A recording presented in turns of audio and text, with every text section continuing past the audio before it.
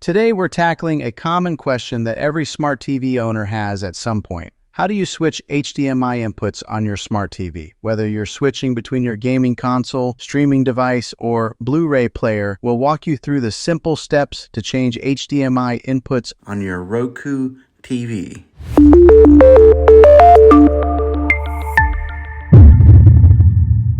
First things first, locate the HDMI ports on your smart TV. Typically, these are found on the back or the side of your TV. Each HDMI port is labeled with a number, like HDMI 1, HDMI 2, and so on. This labeling will help you identify which port is connected to which device. For example, HDMI 1 might be your cable box, while HDMI 2 could be your gaming console. Before you switch inputs, make sure the device you want to use is powered on. For instance, if you want to use your PlayStation or Fire Stick, turn it on first.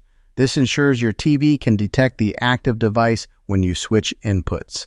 Now grab your TV remote and look for a button labeled Input, Source, or sometimes AV. Pressing this button will bring up a menu on your screen showing all the available inputs. Use the arrow buttons on your remote to navigate through the options. Scroll through the list until you find the HDMI input that corresponds to the device you want to use. For example, if your gaming console is connected to HDMI 2, highlight HDMI 2 on the menu and press the OK or Enter button on your remote. Your TV will switch to that input and you'll see the device's screen appear. What if you've lost your remote? Don't worry. Most smart TVs have physical buttons on the side or bottom of the screen. Look for the Input or Source button and press it repeatedly to cycle through the available HDMI inputs. Stop when you reach the one you need. Here's a bonus tip. On many smart TVs, you can rename your HDMI inputs to make them easier to identify. For example, you can rename HDMI 1 to cable box and HDMI 2 to gaming console. This option is usually found in your TV's settings menu